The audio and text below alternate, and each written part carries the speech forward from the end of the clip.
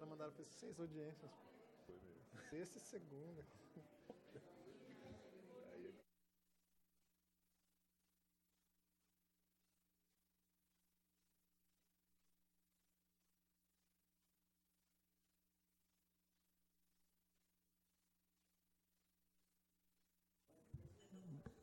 Boa tarde a todos, senhoras e senhores. Boa tarde. Então, declaro aberta a reunião presencial da audiência pública de número 27 de 2018. A Agência Nacional de Energia Elétrica, ANEEL, tem a satisfação de recebê-los para participarem desta sessão presencial, que tem como objetivo obter subsídios para o aprimoramento das disposições do atendimento ao público previstas na Resolução Normativa 414 e complementada pelo módulo 8 dos procedimentos de distribuição, que é o PRODIST. Então, inicialmente, eu convido a todos, para, em posição de respeito, ouvirmos ao hino nacional.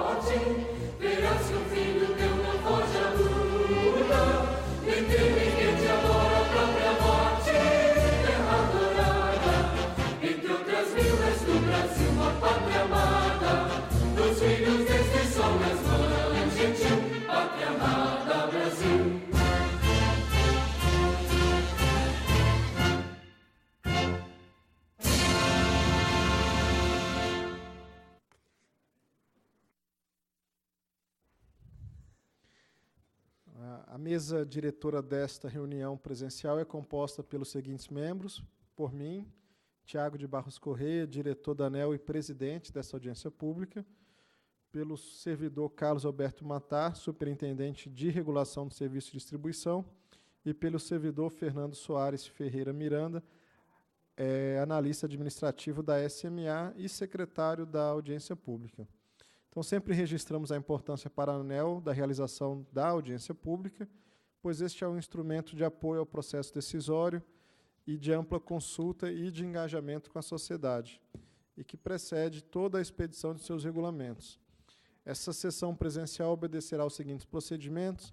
Inicialmente, haverá uma apresentação técnica realizada pela servidora Clélia Fabiana Bueno Guedes, que é a analista administrativa da Superintendência de Regulação do Serviço de Distribuição. Deve durar aproximadamente 20 minutos. Depois será, então, aberta para a manifestação dos expositores, limitado inicialmente a um prazo de 5 minutos para cada intervenção. Os expositores vão seguir a ordem das inscrições.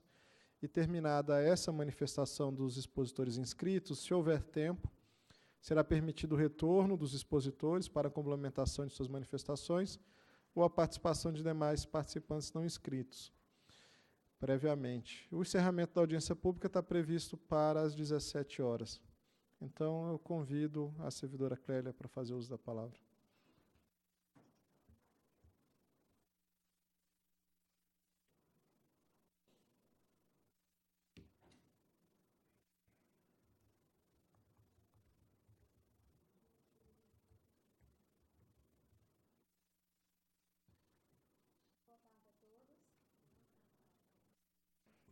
Boa tarde.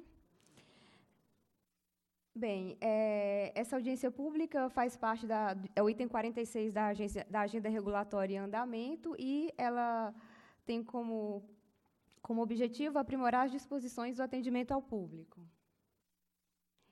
Essa ação começou ano passado, no primeiro semestre, quando a gente abriu uma consulta pública, e, previamente à abertura dessa consulta, nós encaminhamos alguns questionários para as distribuidoras e para os conselhos de consumidores, no intuito de verificar como era o estado da arte, como já estavam as distribuidoras no ponto de vista de tecnologias de atendimento, e também qual era a percepção dos conselhos acerca dos serviços, então, oferecidos de atendimento pelas distribuidoras.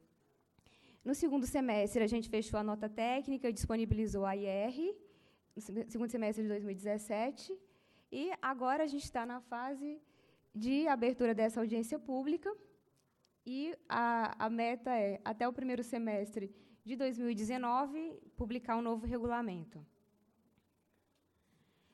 Bem, a gente vive um contexto hoje disruptivo, com várias tecnologias hoje disponíveis, como Big Data, chatbots, as redes sociais, e uma era de consumidores altamente conectados e digitalizados.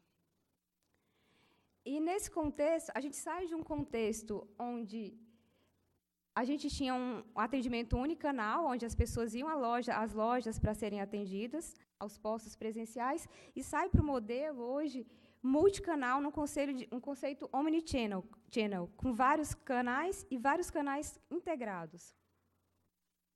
Nesse sentido, como que as distribuidoras estão? Então, independente hoje de uma ação regulatória, as distribuidoras já acompanham algumas tendências, e, nesse intuito, lá na consulta pública que a gente abriu ano passado, a gente abriu a consulta com um seminário e pediu para as distribuidoras apresentarem algumas das suas experiências, como que elas estavam atuando. E aqui são alguns desses exemplos.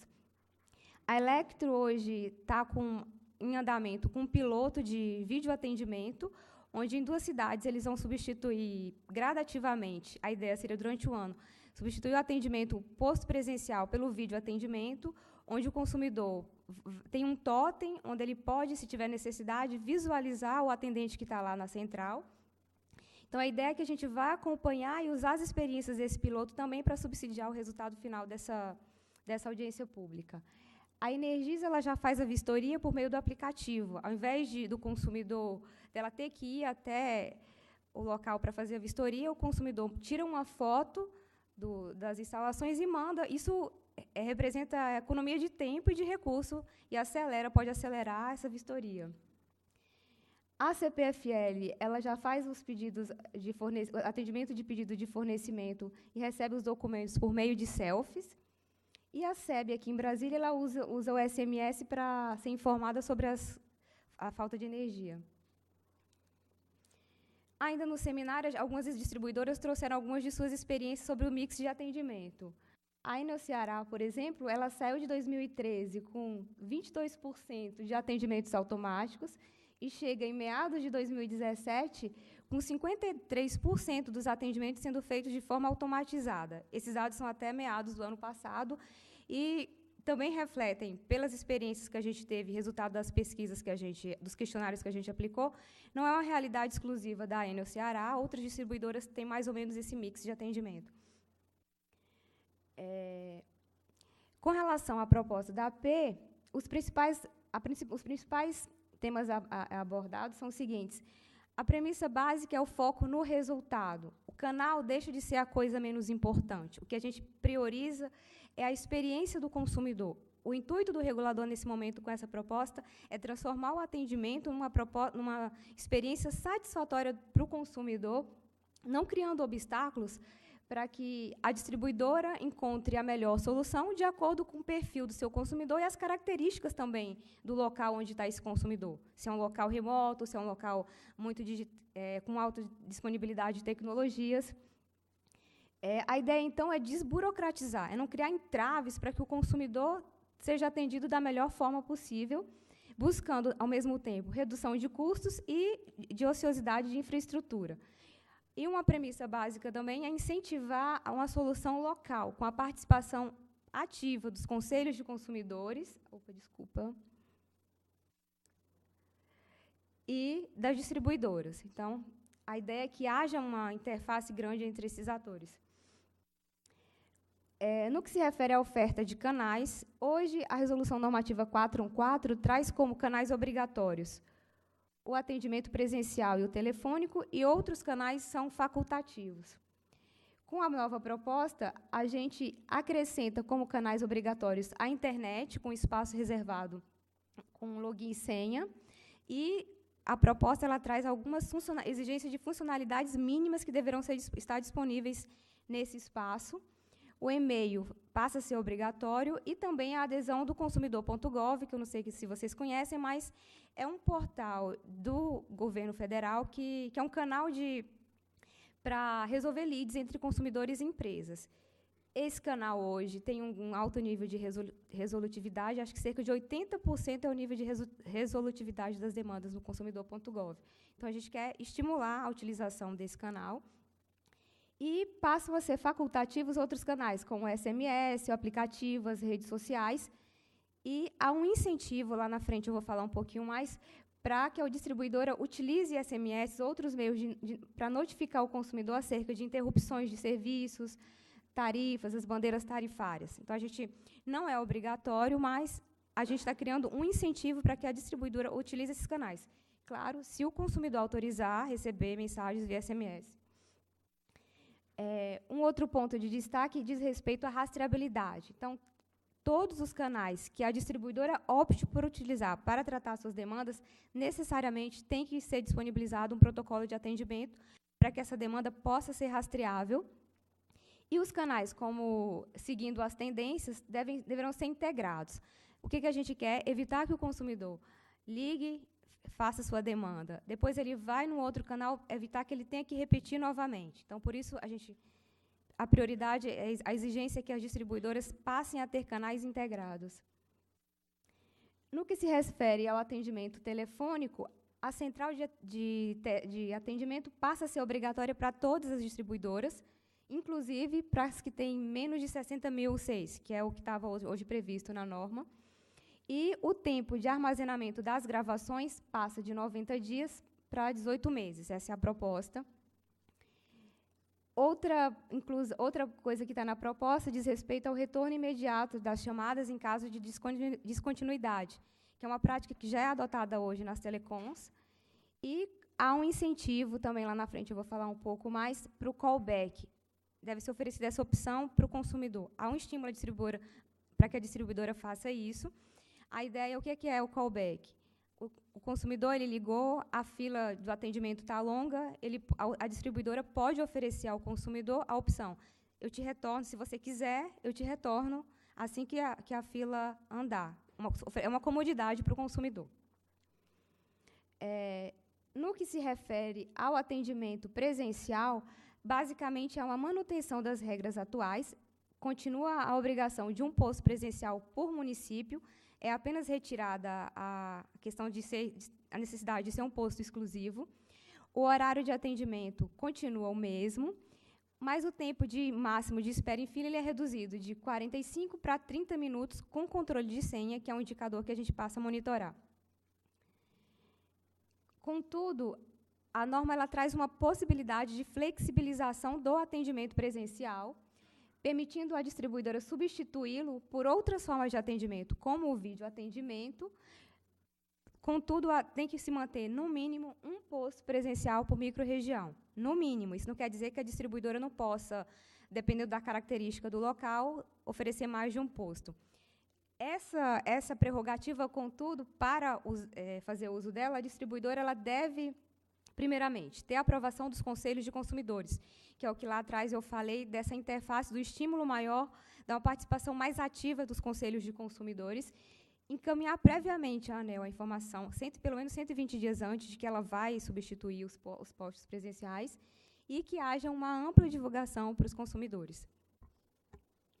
E desde que ela atenda a alguns requisitos relacionados aos indicadores de qualidade no atendimento, que tenham IASC maior que 60 na média nos últimos 2 anos, que ela utilize o SMS ou algo similar para fazer aquelas notificações que eu abordei lá no início da apresentação, que tenha implantado o callback, que ela disponibilize um telefone público, que não necessariamente é um orelhão. Se não tem orelhão na região, ela tem que disponibilizar um telefone com acesso gratuito à central de teleatendimento da distribuidora e que possibilite ao consumidor envio gratuito de correspondências. Então, a distribuidora poderá ter a prerrogativa de substituir os postos presenciais se julgar que aquela área de concessão é a melhor solução, desde que atenda a esses condicionantes. Hoje, com o cenário que a gente tem, 30 concessionárias e 31 permissionárias atenderiam essa condição. Claro que, desde que tivesse a aprovação dos conselhos, poderia ter essa prerrogativa já implantada. Só para exemplificar, que eu não sei se para vocês esse conceito de microrregião é conhecido, o conceito é definido pelo IBGE, e basicamente são municípios, conurbações de municípios que são agregados em microrregiões. O Brasil hoje tem 578 ou 579 microrregiões. Então, esses 6 municípios aqui, por exemplo, da Electro, constituem a microrregião de Mojimirim. Alguns outros temas abordados na proposta dizem respeito, por exemplo, à vedação de cobrança para autoatendimento. A gente apenas deixa explícito na norma. Hoje, várias distribuidoras já disponibilizam gratuitamente, mas, a fim de evitar cobranças posteriores, a gente deixa explícito na norma, nessa proposta, de que seria vedada a cobrança pelo autoatendimento para usar serviços que não demandem uma interface de um funcionário da distribuidora, como entrar no site para tirar uma segunda via, um comprovante de quitação anual de débitos, só para exemplificar. Um outro ponto também, a gente passa a padronizar os prazos da 414, contando em dias úteis. Alguns exemplos são esses, como a solicitação de serviço sem prazo específico de visita técnica, atualmente são 15 dias, passariam a ser 10 dias úteis. A informação de resposta de ressarcimento passaria de 15 dias para 10 dias úteis. A reanálise de projeto particular por um erro da distribuidora passa de 10 dias para 10 dias úteis. São apenas alguns exemplos. Se vocês quiserem ver todo o detalhamento, na nota técnica está disponível todo um quadro dessas mudanças de prazo propostas.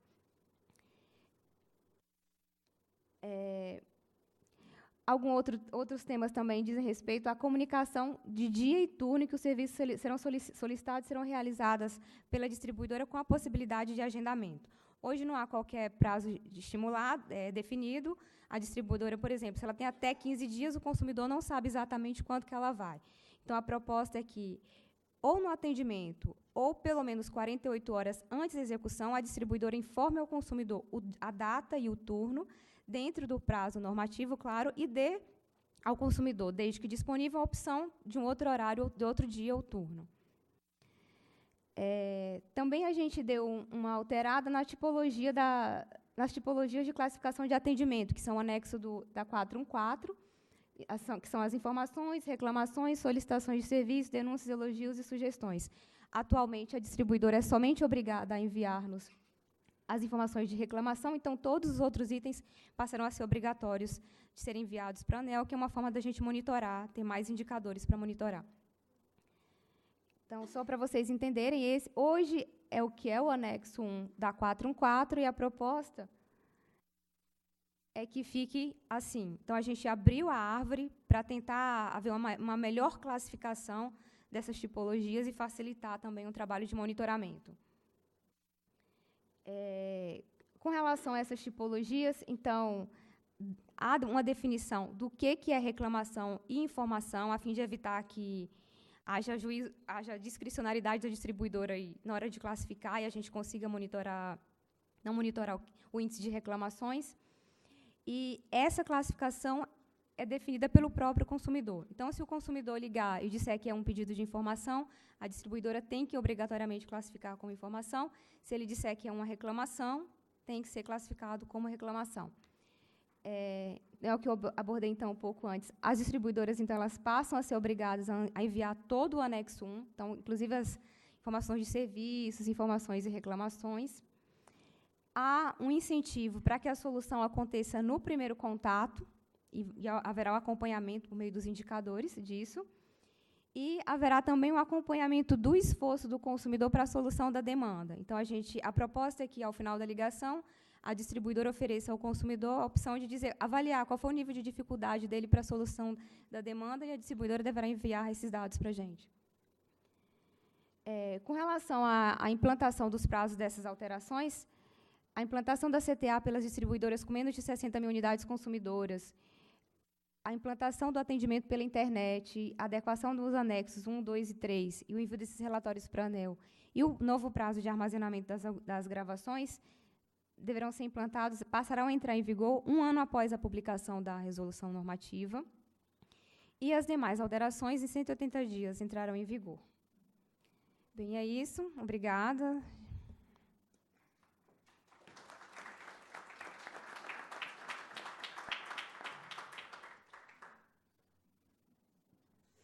Muito obrigado, Clélia. Você fica aqui com a gente. Só um segundo, gente, enquanto eu aguardo a apresentação aqui dos inscritos.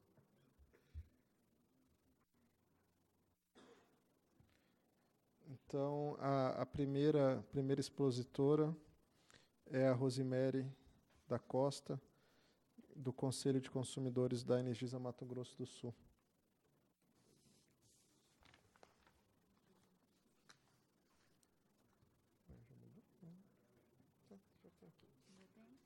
Tem bastante aqui.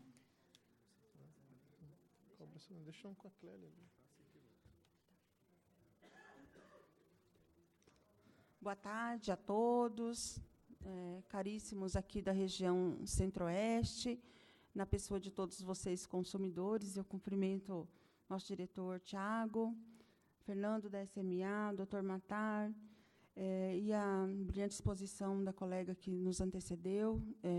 Trago aqui algumas considerações do Conselho de Consumidores da Energisa MS,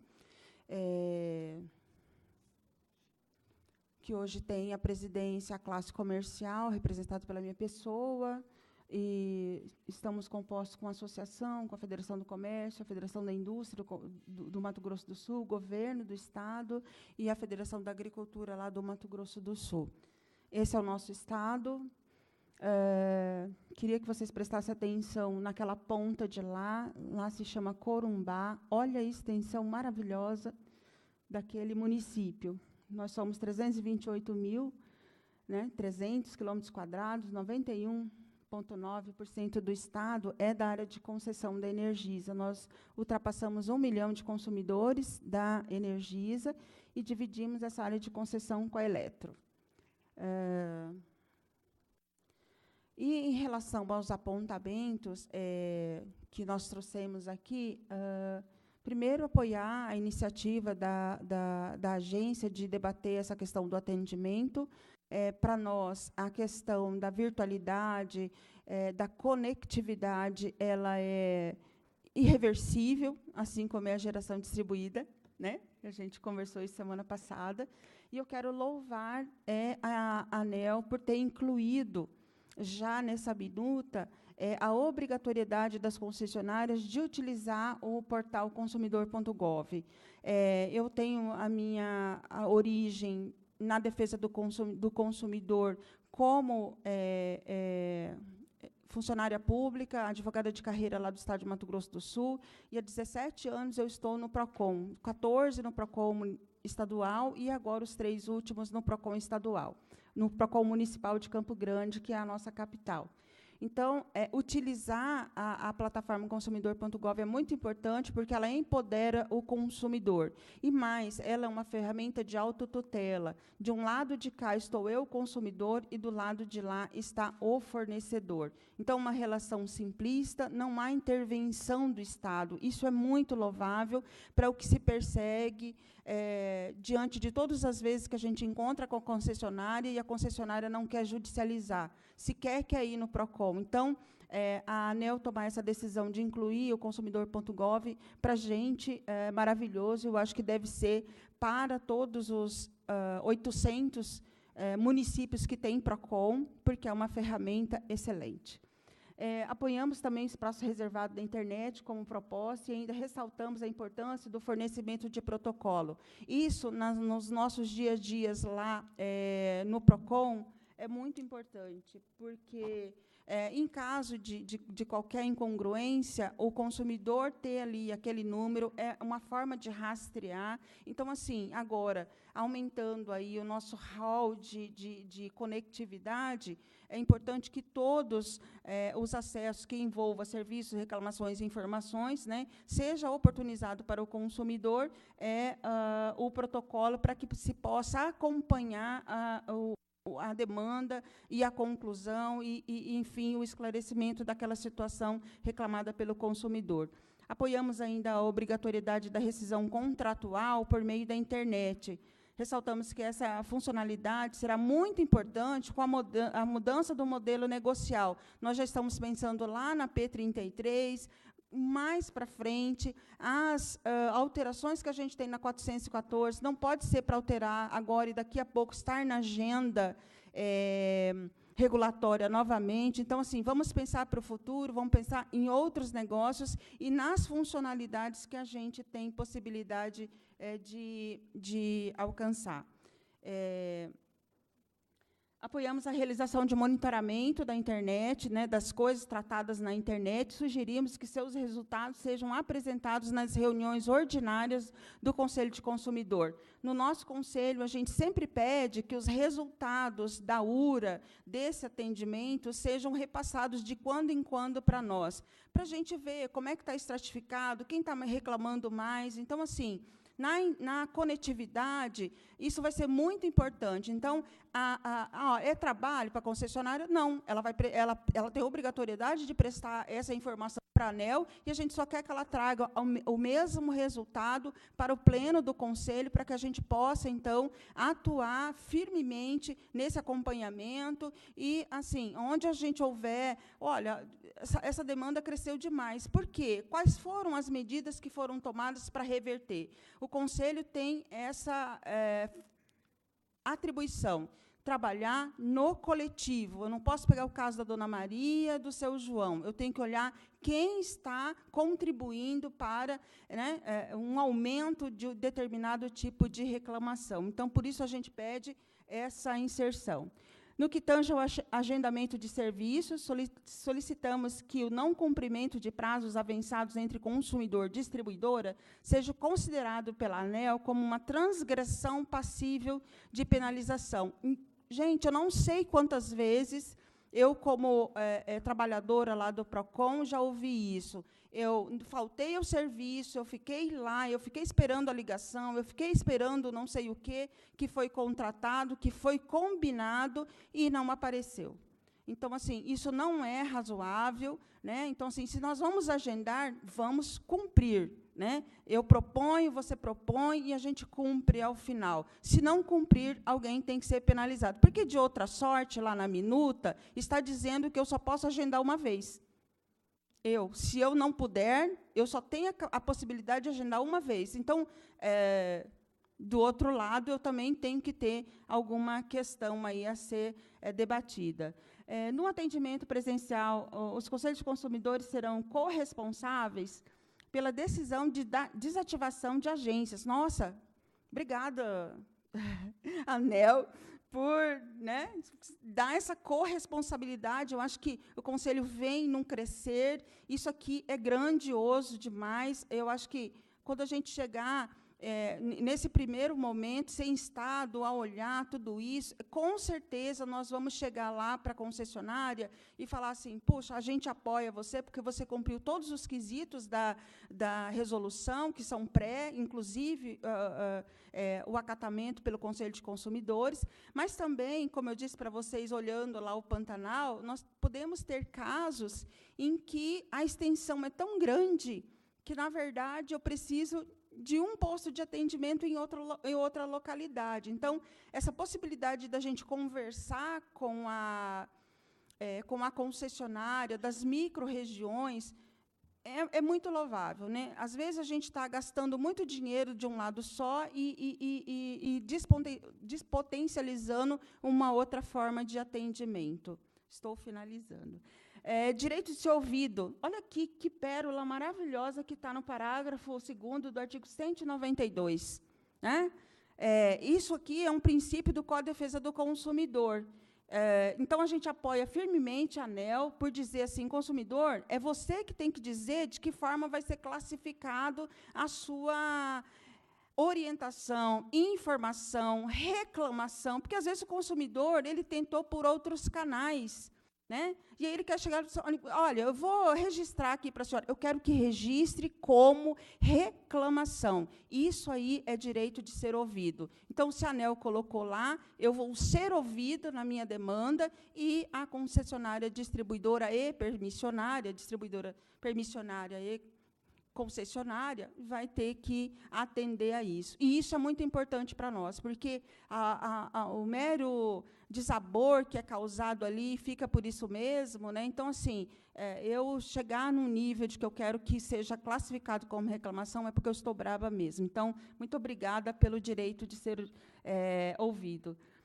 Os prazos, a gente concorda, né, recomenda a inserção no artigo 129, parágrafo 10 da REM. Também sugerimos que sejam 10 dias úteis. O que é isso? Como eu venho de PROCON, sempre nós tivemos muito problema com TOI. Né? Então, assim, e aí, quando a gente foi estudar essa matéria, eu chego num dado momento em que a concessionária chega para o consumidor, manda para o órgão de acreditado de metrologia, aí vem um laudo, ou ela mesma faz o laudo, e, de parte daquele laudo, ela chega e fala assim, agora você tem 3 dias para pagar, 10 dias para pagar, já emite a nota de débito. Gente, não é razoável. No Estado de Direito, a gente tem que garantir a ampla defesa e o contraditório. Se eu não fiz, ou se eu quero gastar com alguém externo a avaliar o equipamento de medição, etc., isso tem que ser oportunizado. Então, dentro dessa sessão específica, doutor Tiago, ela morre ali. A concessionária mandou o equipamento, olha, veio lá constatando a irregularidade. A gente não está procurando a autoria nem nada, a gente está dizendo assim que, em todos os locais, a gente tem o duplo grau, o direito de se insurgir contra aquele documento. E eu estou colocando isso na REM justamente porque a gente quer resolver essa situação no âmbito da concessionária, porque a REM, não tendo essa possibilidade de um laudo externo, ou não oportunizando esses 10 dias, às vezes o consumidor que não concorda, ele vai o quê? Judicializar, porque a gente não previu esses 10 dias, mesmo que ele não utilize. Isso aí é respeitar o princípio do contraditório. Muito obrigada, eram essas as nossas considerações.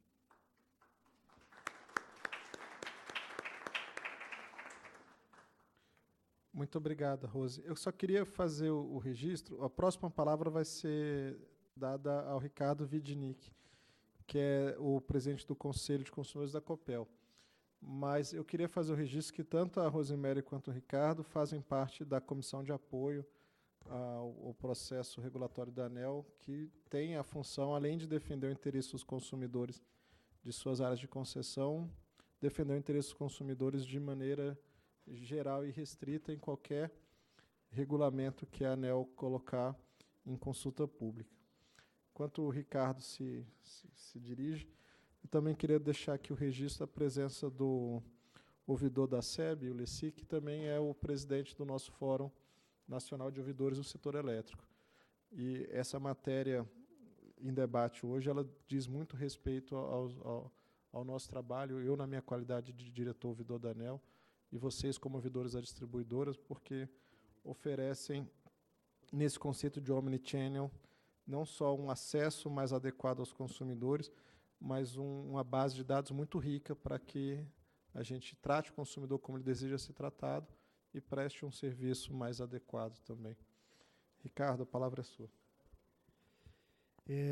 Boa tarde, doutor Tiago, doutor Marta, doutor Fernando, Clélia, Daniel aqui, que participaram da elaboração desta brilhante nota técnica, aos presentes neste auditório, aos ouvintes pela internet, uma boa tarde.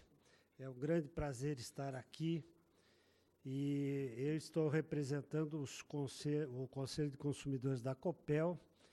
Lá nós temos 4 milhões e meio de consumidores, distribuídos nessas classes: residencial 3 milhões e 700, industrial 75 mil, comercial 392 mil, rural 353 mil e o poder público restante. Nós temos 2 pontos a contribuir nesta audiência, mas certamente estaremos presentes lá no Sul, em Porto Alegre, quando teremos a oportunidade de adentrar em mais assuntos. Um dos assuntos que achamos muito positivo é a inclusão no artigo 160 de uma pesquisa junto aos consumidores. Como os senhores viram lá, eu represento 4 milhões e meio de consumidores, mas não consigo conversar com todos os 4 milhões e meio ao mesmo tempo. Então, para mim, doutor Tiago, esta pesquisa é fundamental para que eu tenha instrumentos para efetivamente ter ação no meu mandato lá como Conselho de Consumidores. Então, acho muito positiva e gostaria que o Conselho efetivamente tivesse oportunidade de participar durante a elaboração da pesquisa e execução. Então, não é só depois receber os resultados, mas é durante o processo também ter oportunidade de contribuir efetivamente para que aquela pesquisa tenha os resultados que nós desejamos, até sugerindo perguntas, eventualmente. Essa é a primeira colocação. A segunda colocação é na questão do PRODIST, na questão da compensação. Então, nós concordamos com a manutenção da devolução aos consumidores, individualmente, como está lá colocado no PRODIST, mas existem alternativas possíveis que devem ser objeto de pesquisa também, pode ser a mesma pesquisa que me referi anteriormente, numa decisão desses consumidores não receberem individualmente, mas aceitarem que a distribuidora faça uma melhoria geral no sistema usando esses recursos. Então, o recebimento de recursos individuais pode ser pouco significativo, mas eles, somados no montante, podem fazer alguma diferença em algum processo na distribuidora. Evidente, esses recursos devem ser considerados como participação financeira e não podem ser objeto de tarifa. Então, são recursos que a destinação é exclusiva para a melhoria do sistema, sem haver cobrança na tarifa. Senhor Tiago, diretor Tiago, basicamente essas eram as minhas duas iniciais contribuições, e, mais uma vez, parabenizo a agência pela resolução efetiva na melhoria das atribuições dos conselhos de consumidores, sem dúvida nenhuma, um passo positivo para os consumidores e para o próprio funcionamento desse sistema que nós temos hoje, que é um sistema extremamente monopolista, no qual a distribuidora tem uma força muito grande. Ou você quer da maneira como está, ou não tem. A escolha é sua. Você pode escolher sim ou não, mas energia elétrica é uma necessidade de primeiro grau. Portanto, é importantíssimo que haja cada vez mais um empoderamento do consumidor junto à distribuidora. E esse passo que a agência está dando é um passo, sem dúvida, à frente, um momento positivo, e nós, de uma maneira, sem dúvida, cristalina, apoiamos essa decisão. Muito obrigado. Eu que agradeço, Ricardo. E aí,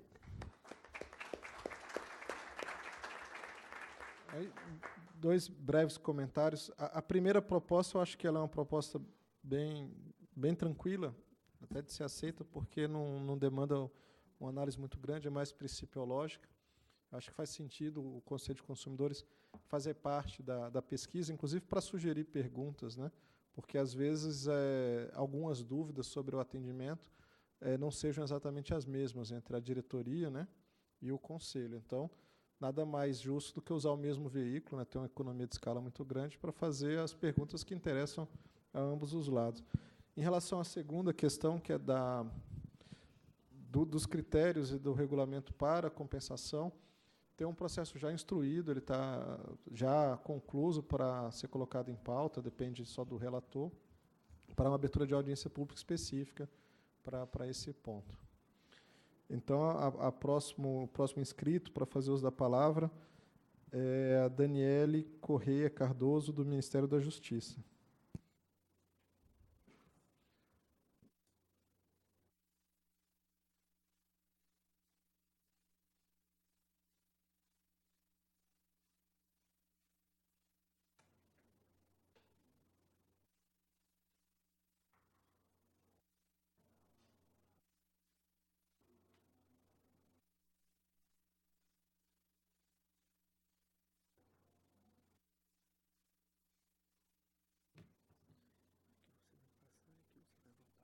Tá bom. Tá bom.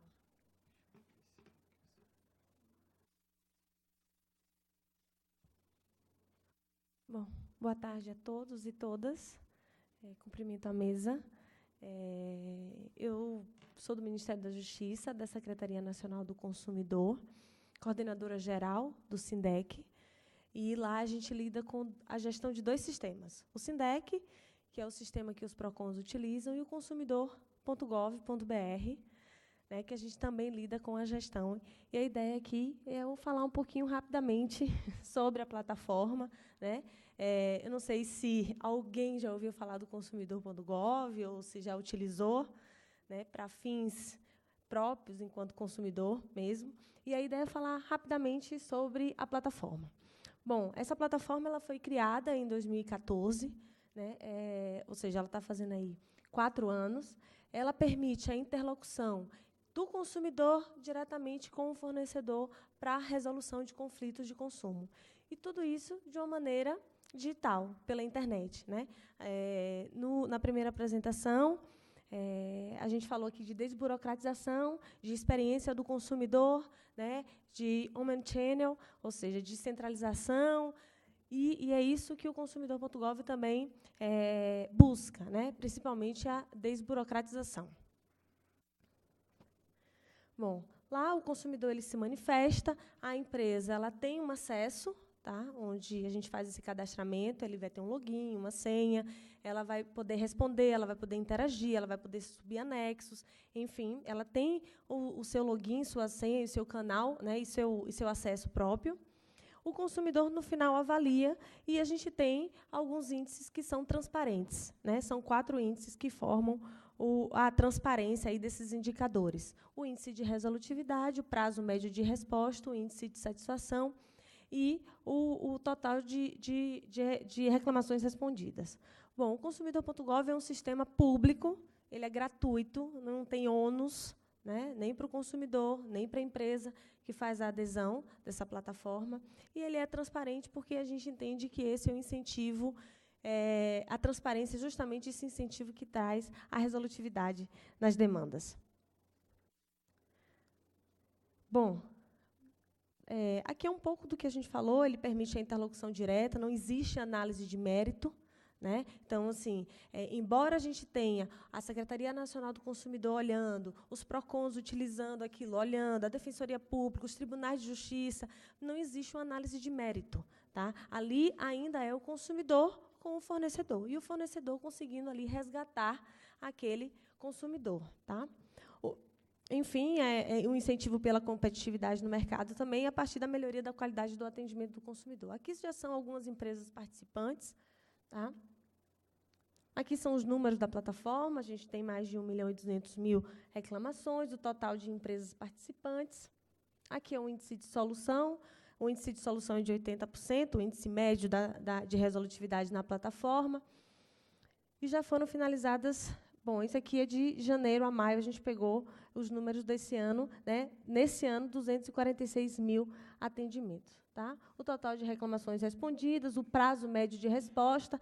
Quando o consumidor ele faz uma reclamação, abre-se um prazo para a empresa responder de 10 dias e, depois que a finalização dessa resposta, abre um prazo de 20 dias para o consumidor também avaliar. Tá? A gente tem parcerias com os PROCONs, com o Ministério Público, com as defensorias públicas, com o Poder Judiciário, né, a gente tem 19 tribunais de justiça que já utilizam o consumidor.gov como uma maneira de prevenir e reduzir conflitos judiciais, e a gente sabe que isso é importante, porque a gente sabe que existe um custo muito grande quando a gente move essa máquina pública na judicialização de um conflito, que muitas vezes poderia ter sido respondido pelo saque, ou pelo canal de atendimento, ou pela ouvidoria, né, e acaba sendo judicializado. Então, muitos tribunais estão incentivando a utilização do consumidor.gov quando um consumidor vai num JEC, né, no Juizado Especial Cível, ajuizar uma ação. Então, ele é orientado e é encaminhado para o consumidor.gov. Tá? A gente tem 19 tribunais que já têm essa parceria com o consumidor.gov. Né? Já existe enunciado, tem o sumário executivo do CNJ, do Conselho Nacional de Justiça, reconhecendo o consumidor.gov como uma plataforma de prevenção e de redução de judicialização de conflitos. Aqui são alguns prêmios, né, do próprio Inovare, que é um prêmio incluído pelo STF. Aqui são um pouco dos dados de energia elétrica. Né? A gente já tem algumas empresas que fazem parte, sei que está pequenininho, mas já tem algumas empresas que fazem parte do consumidor.gov. Tá? Bom, era isso. E a secretaria está à disposição. Obrigada.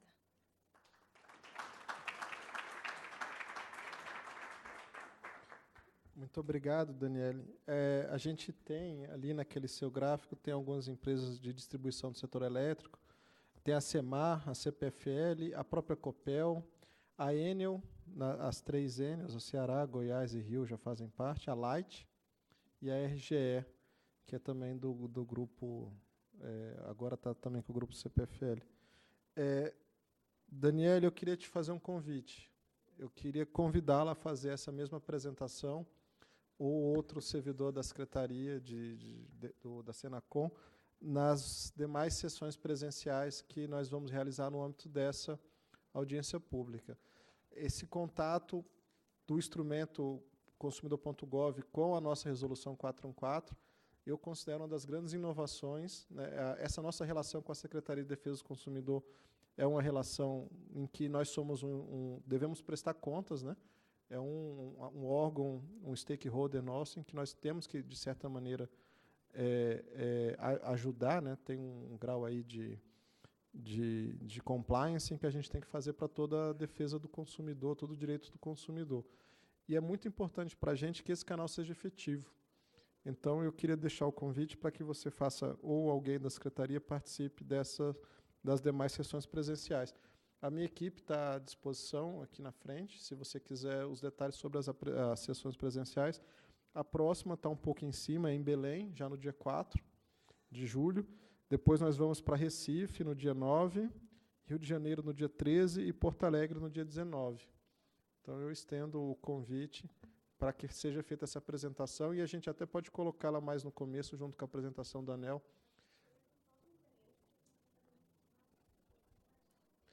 Registrar que a Ana Carolina, também da Senacom, é parte também do nossa Comissão de Apoio Regulatório.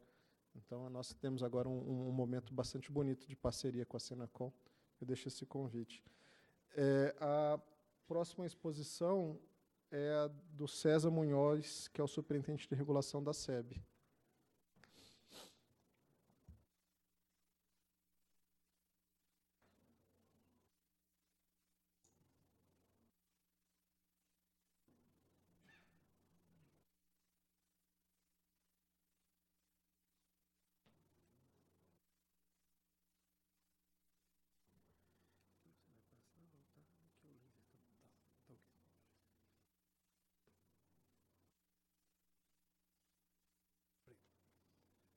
Boa tarde a todos, boa tarde à mesa, a todos os presentes.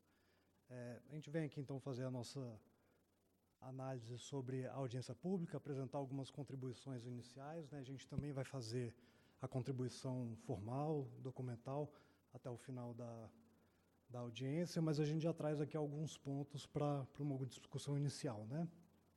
Então, trazendo aqui, primeiramente, alguns itens que a gente vai tratar, os novos canais, sobre a desativação de postos de atendimento, agência virtual, atendimento telefônico, sobre o agendamento de serviço e também sobre a pesquisa de satisfação. Então, inicialmente, sobre os novos canais, já que já foi exposto a prévia aí da resolução, da minuta, vou direto para as propostas. Existe um item específico que fala da obrigatoriedade de ao menos um canal para atendimento de pessoas com deficiência. A gente tem uma preocupação muito grande com o que está efetivamente escrito na resolução, porque é o que a gente vai ser cobrado posteriormente, né? Então, a gente acha que cabe um esclarecimento de como aplicar efetivamente esse disposto. Uma das nossas propostas é focar em um canal com funcionalidades adicionais para esse tipo de atendimento, para que esteja pelo menos mais claro como a distribuidora pode aplicar esse item. Em relação ao consumidor.gov, a gente tem que lembrar que o nosso setor é fortemente regulado, a gente já tem uma série de resoluções sobre reclamações, inclusive estão sendo tratadas aqui. Tem, recentemente, a iniciativa do Caminho do Entendimento, que tem trazido ótimos resultados aí, em relação a reclamações na distribuidora, envolvimentos com a ouvidoria e com as reclamações na própria ANEEL. Então, nossa sugestão é tornar opcional a adesão ao consumidor.gov para que seja um acessório das informações prestadas pela distribuidora, ou então que pelo menos se esclareça como vão ser tratadas regulatoriamente as manifestações feitas no consumidor.gov, se por acaso vão se aplicar as questões de reclamação, ou se não vai ter nenhum tratamento regulatório específico, vai seguir a regra do próprio consumidor.gov. Em relação à gratuidade de serviços automáticos, de novo, é somente uma preocupação com o que está efetivamente escrito. A gente quer deixar claro que são aqueles serviços disponibilizados de forma imediata e por meio eletrônico. Então, nada que envolva até os próprios canais de, por exemplo, totens de autoatendimento, que por vezes fazem impressão de segunda via. Já existe a previsão para a cobrança da impressão da segunda via e tudo mais. Mas caso esse tipo de serviço, que acho que é inclusive a proposta da regulamentação, seja aquela segunda via que ele obtenha na tela, o código de barra para pagar, pela internet, e esses a gente concorda que, de fato, não tem por que a cobrança. Em relação aí à desativação dos postos de atendimento, até na própria apresentação ficou mais claro para mim que, de fato, trata daquela desativação, de você desativar um município para transformar em um só posto de atendimento para a microrregião, mas da forma que ficou escrito, o parágrafo que trata da desativação, ele é genérico, ele não remete às disposições anteriores. Então, a nossa proposta é que ele remeta a exatamente esses casos, para que, por exemplo, no caso de um município que tenha obrigatoriedade de ter só um posto, ele tenha, sei lá, 15, 20 postos, na desativação de um deles, que não seja necessária todas aquelas exigências, né? Em relação aqui à agência virtual, a gente, no caput lá, ele já traz obrigatoriedade de login e senha, a gente coloca aqui uma proposta de alguns serviços ter uma celeridade melhor, até pela melhoria da experiência com o usuário, alguns serviços mais práticos, por exemplo, segunda via, tudo mais, não sendo necessário login e senha, que a gente sabe que hoje em dia login e senha para tudo, nem todo mundo sabe de cor. E algumas coisas que ele precisa de forma mais rápida, a gente costuma oferecer só com o CPF e o número da unidade consumidora. Então, tirar essa trava absoluta do login e senha e deixar alguns serviços um pouco mais expressos. Existe também um inciso dentro das condições mínimas da agência virtual, que ele ficou muito genérico, fala de registro de reclamação, solicitação de serviços, pedidos de informação, então não fica claro se eu tenho que oferecer todos os serviços da distribuidora no site, se são só alguns específicos, tudo mais, e como está dentro do item de exigências mínimas, acho que também cabe esclarecer um pouco esse ponto. E a rescisão do contrato, a gente acha que o serviço tem que estar disponível na agência virtual, mas o cadastro do serviço, porque existe já dentro da 414 a prerrogativa da concessionária de ir lá fazer a leitura final, tem um prazo de 3 dias úteis, então que isso seja mantido. Ele possa pedir a rescisão pela internet e a concessionária utiliza os prazos que já são regulados. Sobre o atendimento telefônico, tem uma inclusão de abrir o call center, independente da ligação, provir de códigos de área de outras localidades do país, né? Isso é um custo adicional para a distribuidora e a gente corre o risco de receber ligações, por exemplo, de pessoas que não estão na nossa área de concessão. A gente, inclusive, teve uma experiência recente de abrir o nosso call center nesse sentido e, por acaso, o nosso número do call center, o número que tem de 0800 por trás do 116, ele é muito parecido com o da CELG. E a gente começou a receber um fluxo muito grande toda vez que tinha falta de energia da CELG, porque era só um dígito de diferença. Então, exatamente essa questão da localidade, ela trouxe esse problema. Também, em relação a retornar a ligação, a gente acha que isso deve ser realizado quando a falha for da concessionária. Existe casos, por exemplo, o mais comum hoje é acabar a bateria de um celular e a distribuidora ser obrigada a ficar retornando. E também, nesse caso, a gente colocar um limite para esse retorno. Quantas vezes eu tenho que retornar, o consumidor até entender como sanado esse ponto. Em relação às gravações, o próprio decreto prevê o mínimo de 90 dias para armazenamento das gravações. A gente está esticando isso 6 vezes mais, né, colocando para 18 meses. Isso é custo para a concessionária, né? Então, o custo vai aumentar diretamente proporcional ao tamanho que a gente armazena. Então, hoje a gente tem espaço para armazenar 90 dias, aumentar isso para 18 meses vai aumentar o custo, né?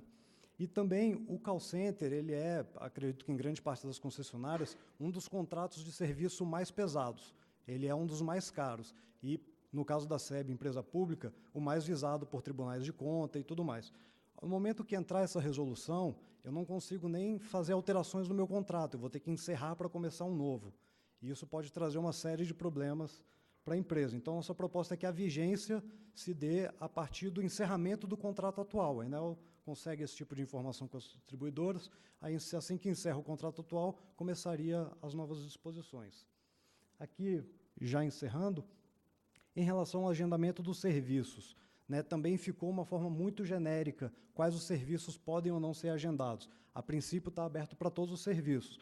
Nossa proposta é uma limitação somente para esses serviços que exijam a presença do consumidor ali na hora da realização, tornar facultativos aos demais, e também esse é um passo muito grande para as distribuidoras, é um custo muito alto, mudar totalmente a forma que a gente organiza as nossas equipes em campo. Então tem um escalonamento, que vão entrando aos poucos os serviços, a gente propõe aí ao longo de 2 anos, a gente fazer um escalonamento de serviços que vão sendo agendados. Em relação ao prazo de 48 horas, a gente também ficou na dúvida, existem prazos regulatórios menores do que isso? Como que a gente faz nessas situações?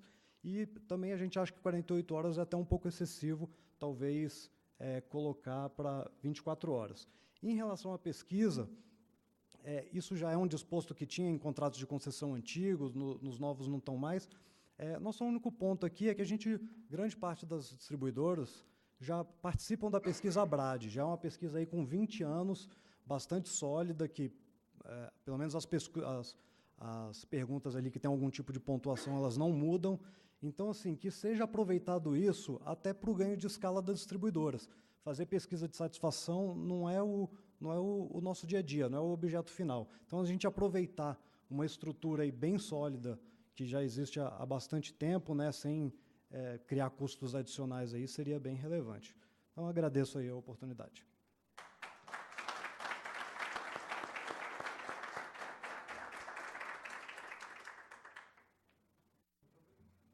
Muito obrigado, César.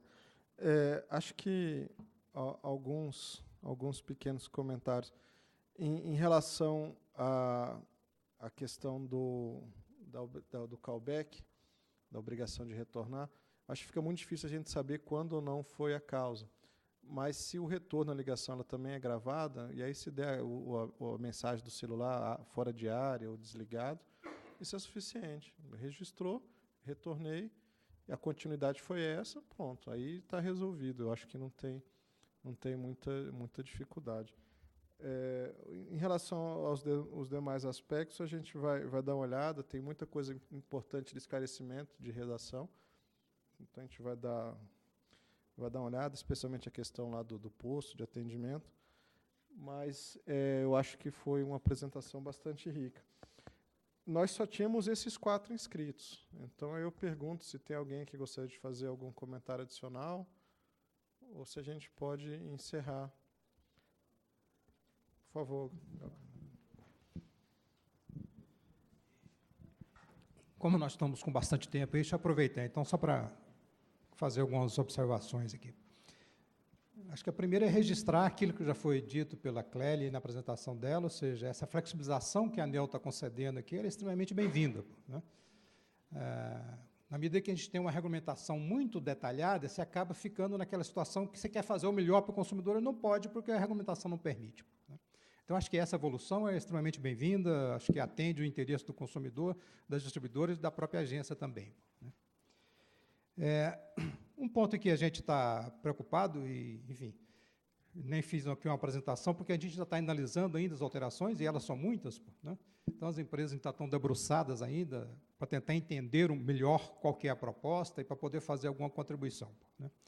Mas um ponto que preocupa, porque a gente procura na nota técnica e não conseguiu identificar com bastante clareza, por exemplo, a justificativa de por que eu tenho que aumentar o prazo de gravação de 3 meses para 18 meses, né?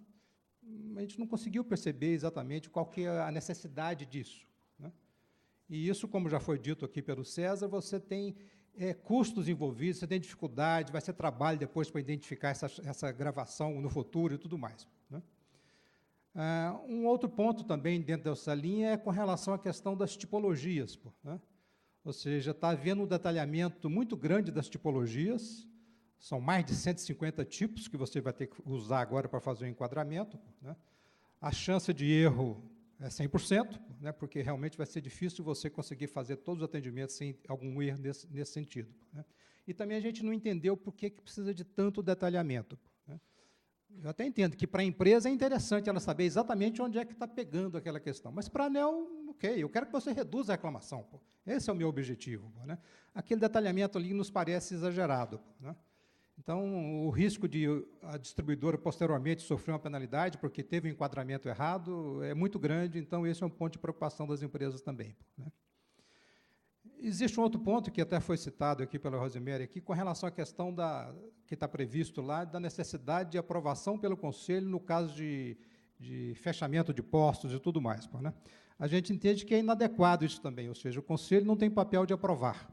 O Conselho tem papel de aconselhar, de dar a sua opinião, enfim, mas ele não tem papel decisório, né? Então, a gente entende também que isso é uma redação que precisa ser ajustada, manter aquilo que tem hoje no texto da regulamentação, né? E, por último, também um comentário sobre essa questão do consumidor.gov, né? Numa avaliação inicial das empresas, ou seja, o consumidor de energia elétrica não vai ganhar absolutamente nada com isso. Ou seja, o trabalho que a ANEEL proporciona ao consumidor de energia elétrica é muito melhor do que o do consumidor.gov vai oferecer no futuro, né? Ou seja, a gente entende que, para outros setores, onde você não tem uma regulamentação como a ANEEL tem, sem dúvida que é extremamente benéfico, né? Mas, no caso do setor elétrico, vai ser um trabalho a mais. Então, a sugestão é aquela que o César já comentou aqui, de ser opcional para a empresa. Como já foi dito, várias delas já aderiram e tal, ela tem uma questão de margem que ela quer colocar e tudo mais, seja ótimo. Mas não tornar obrigatório essa questão da adesão ao consumidor.gov. Era isso. Obrigado, Gabino.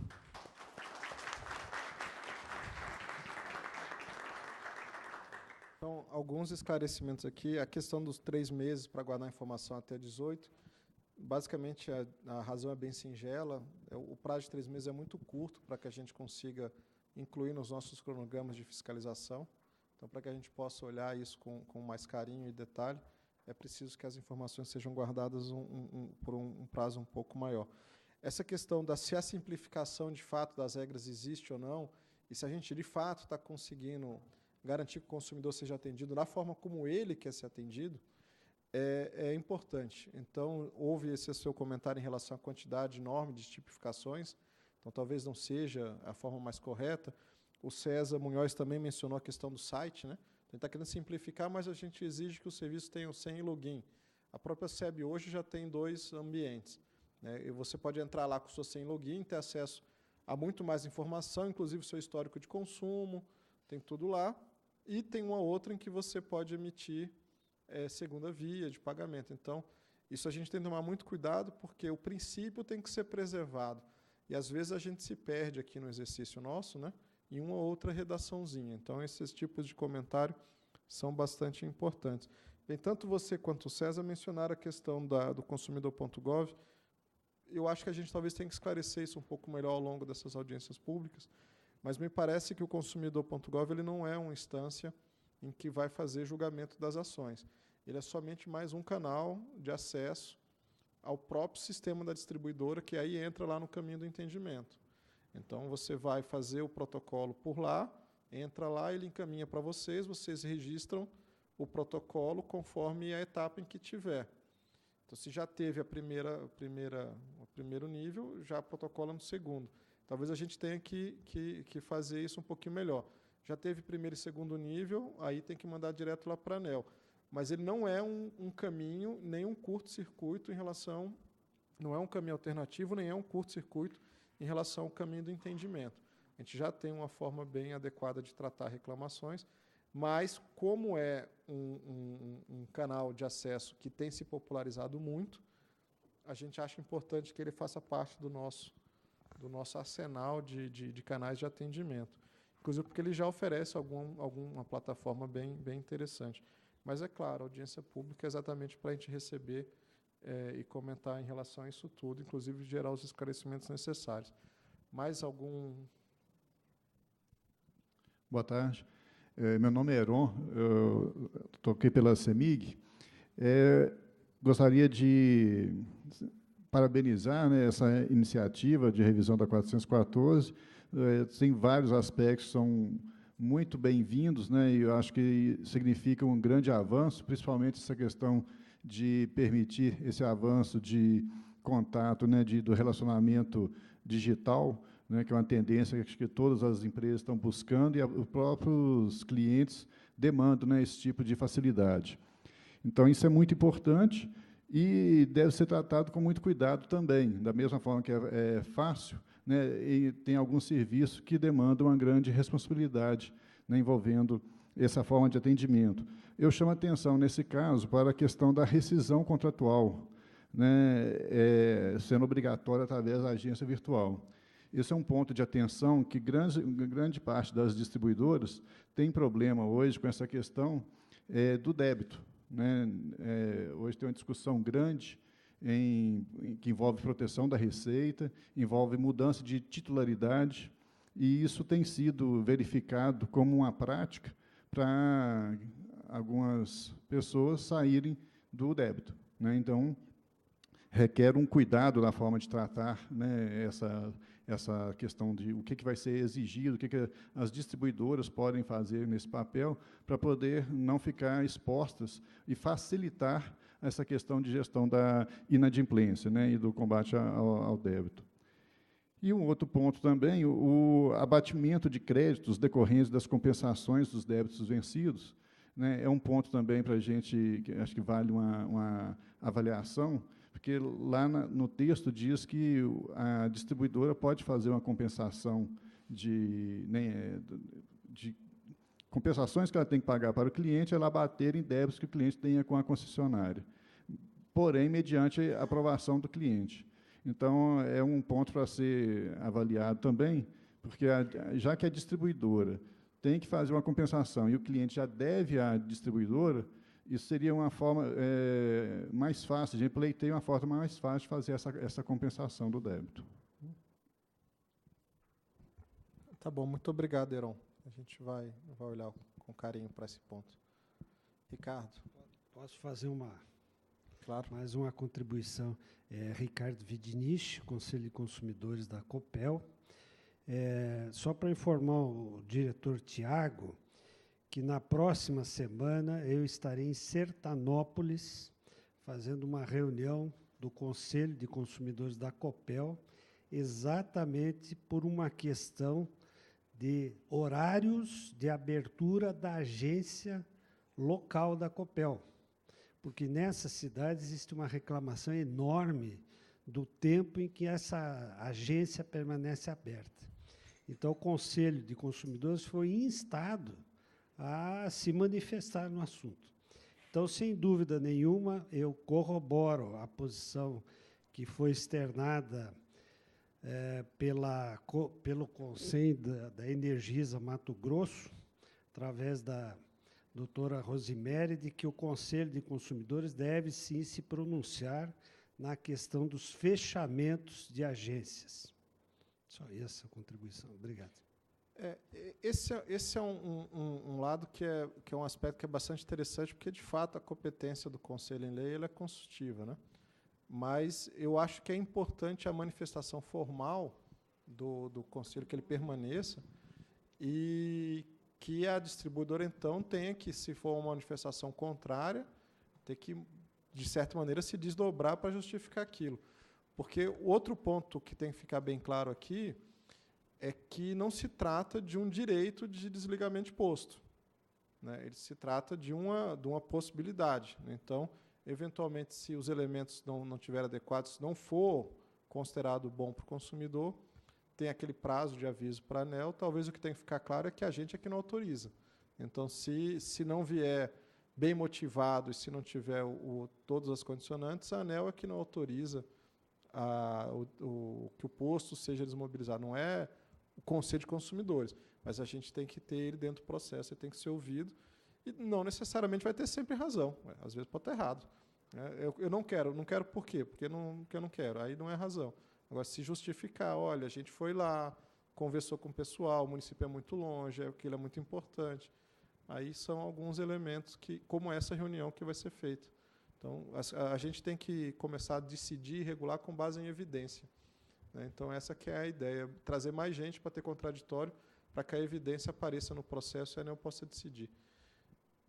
Por favor. Bom, boa tarde. Gilvar da Energisa, tá? Representando o Grupo Energisa. Desculpa, o seu nome? Gilvar. Doutor Thiago.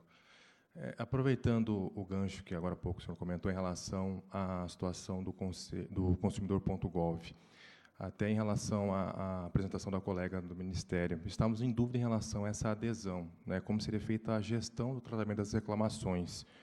Ela mencionou que foi 10 dias, que é o prazo que o consumidor.gov, né, trabalha, mas agora há pouco o senhor comentou que seria mais um canal de entrada de reclamação, de solicitações dos consumidores.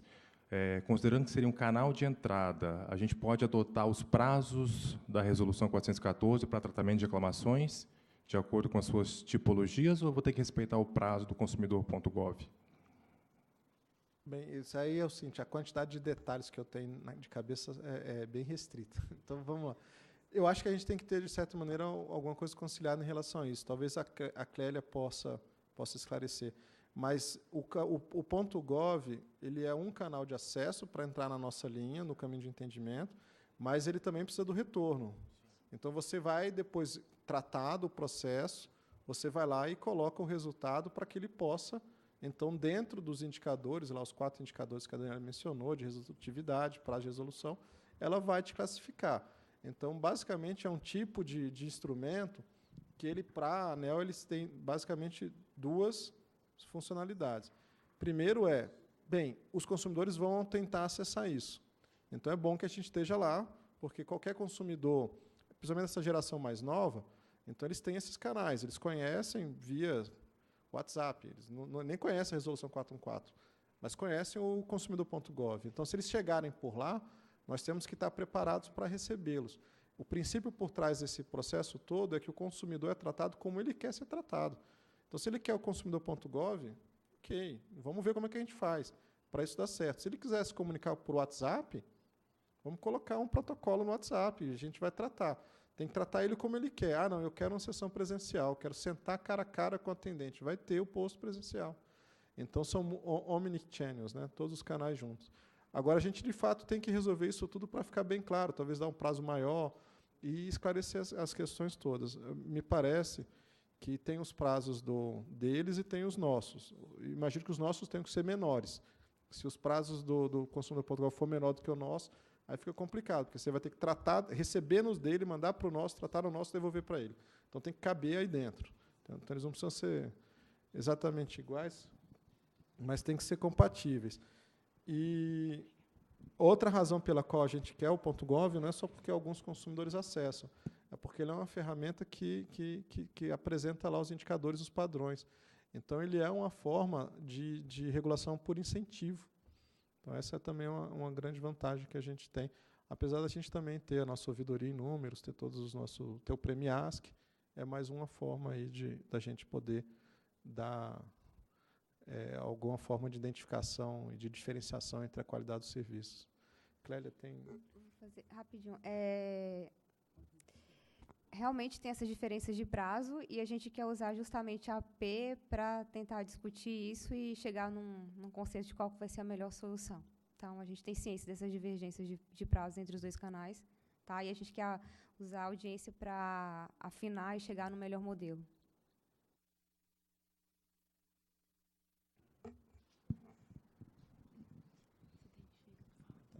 Leci, do Fórum de Ouvidores da SEB.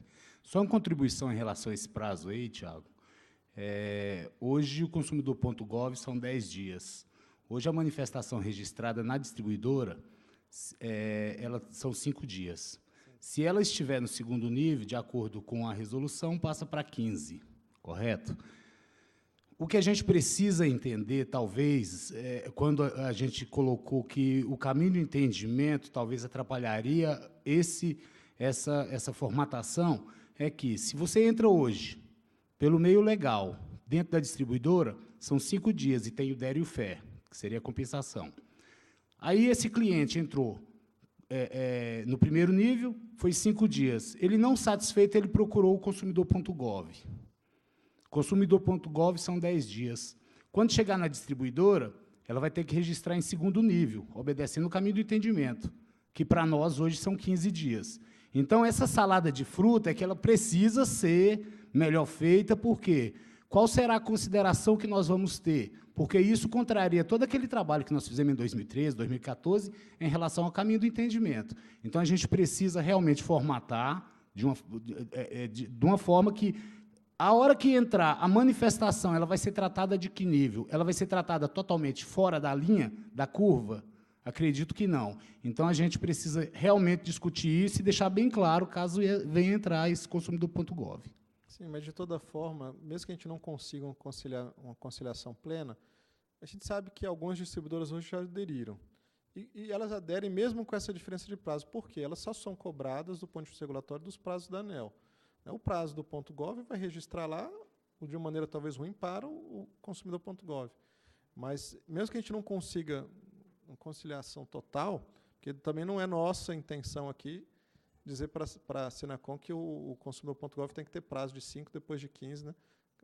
Mas, se a gente não conseguir encaixar dentro do nosso, que fique bem claro que a responsabilização, os indicadores, fé, é tudo baseado na Resolução 414.